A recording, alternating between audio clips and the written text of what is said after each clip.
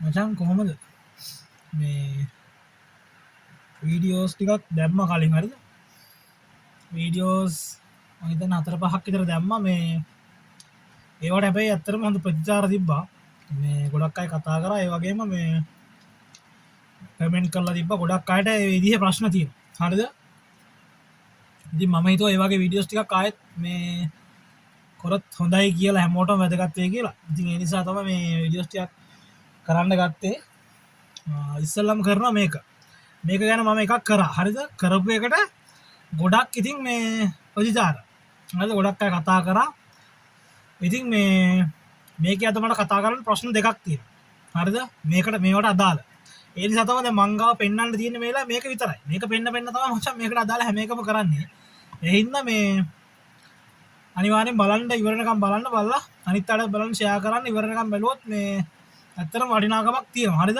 ඔයාලා අහන ප්‍රශ්න වලට විසඳුම් ලැබෙනවා මේ එක්කෙනෙක් අහපු ප්‍රශ්නයක් මේක නමුත් මේකෙන් ගොඩක් අයට මේක මම කරනකෙන් ගොඩක් අයට ඒක ඒ ප්‍රශ්නේ තියෙනවා සමහර අයට ඇති මේ කියන්න බැරි වෙච්ච ඇත්ත ඉතින් එයාලට විසඳුම ඒ වගේම මේ ප්‍රශ්න ඉස්සරහට එන අයට කලින් දැනගන්නත් පුළුවන් හරිද ඉතින් මේ දැන් මෙහෙම වෙන්න වැඩි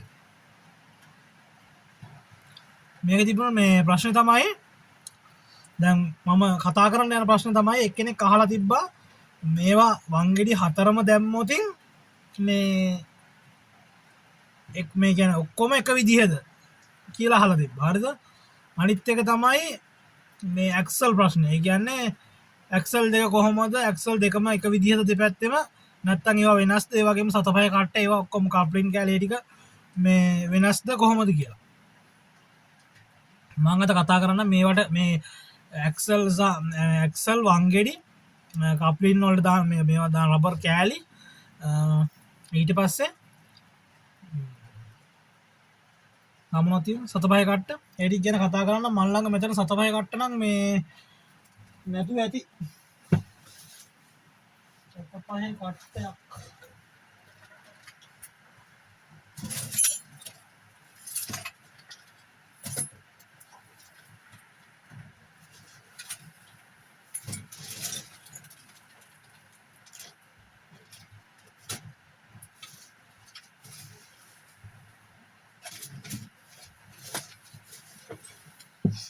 වෙලා මචං මේ සතපය කට්ටයක් හොයාගන්න නෑ මෙතන.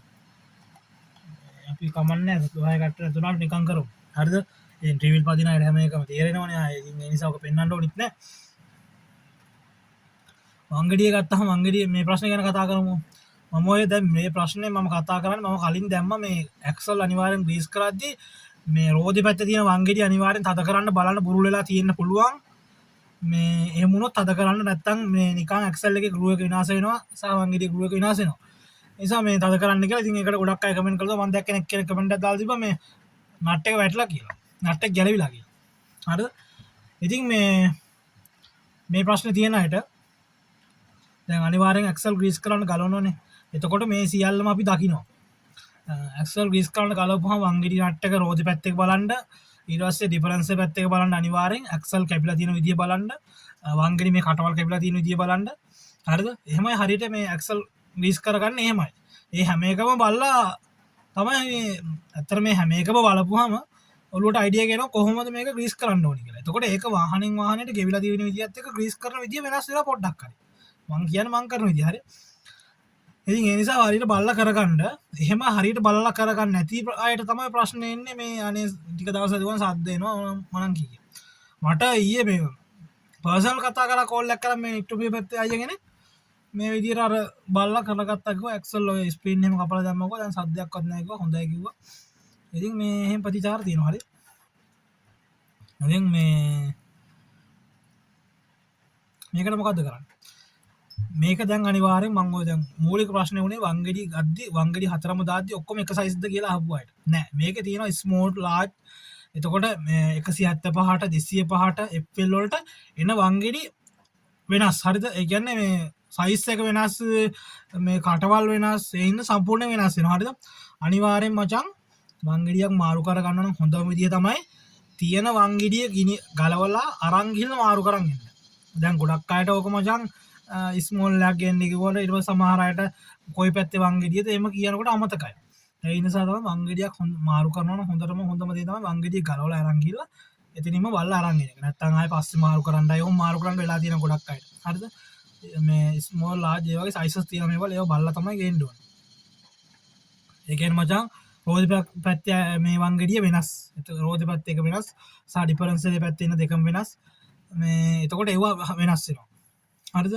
ඒව වෙනස් වෙන මෙන්න මේ කටින් වෙනස් වෙනවා. ඉතින් මේ ගොඩක් වෙනස්කම් තියෙනවා. හරිද? උසෙන් වෙනස් වෙනවා. එනිසා ඒ වෙනස් වෙනවා. අනිත් එක තමයි දැන් ඇක්සල් නම් වෙනසක් නැහැ. දැන් ඇක්සල් FL එකේ නම් එකම සයිස් එක තමයි දෙකම එකයි. ඒ කියන්නේ දෙකම දිග එකයි. හරිද? නමුත් ඔය 205 පරණ මොඩල් එකේ මේ එකක් දිගයි එකක් කොටයි. එතකොට අනිවාර්යෙන් ඇක්සල් ගේන්දි ඒව මාරු කරලා ගන්න. දැන් එහෙම දැන් ඔය ඇක්සල් එන්නේ ලෝකල් බ්‍රෑන්ඩ් වල ඉන්නේ.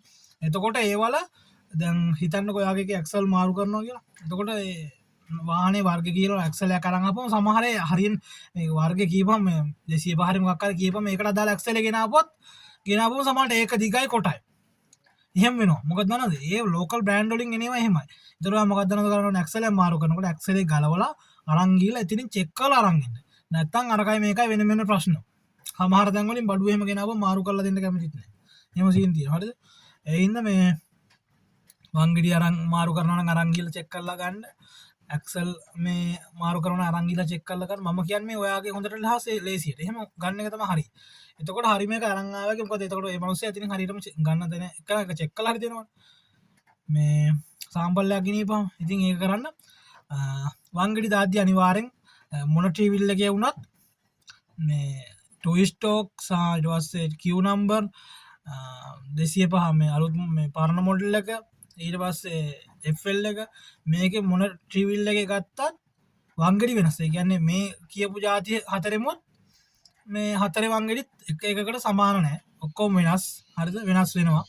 වෙනස් වීම දැන් වාහනේ වර්ග කියලා ගත්තත් වර්ගෙත් මේ රෝද වලටයි වංගෙඩි වලටයි එන වංගෙඩි හැම එකෙම වෙනස්කම් තියෙනවා. ඒ හින්දා අරන් ගිහිල්ලා හොඳම දේ ගන්න. එතකොට ඔන්න හොඳට මතක තියාගන්න වංගෙඩි හතරම එකයිද කියපු අයට කියන්න තියෙන්නේ.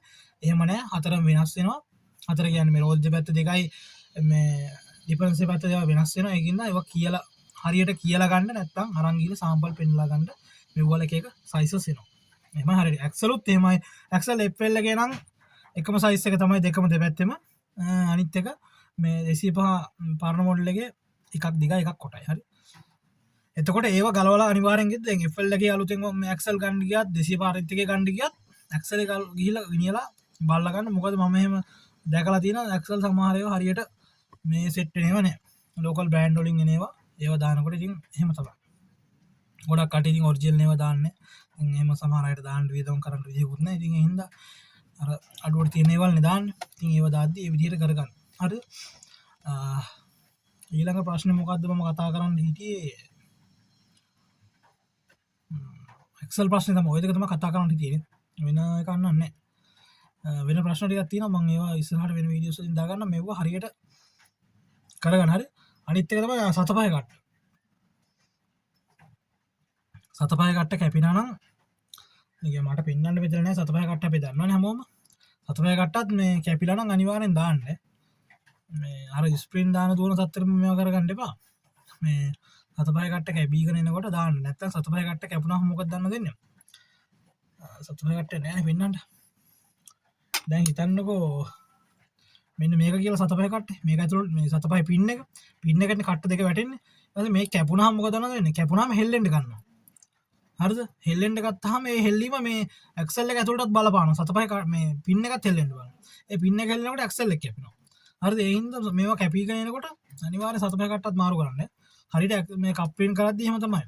අනිවාර්යෙන් වංගෙඩි හතරම එන බලන්න ඕනේ. හරිද? ඊට පස්සේ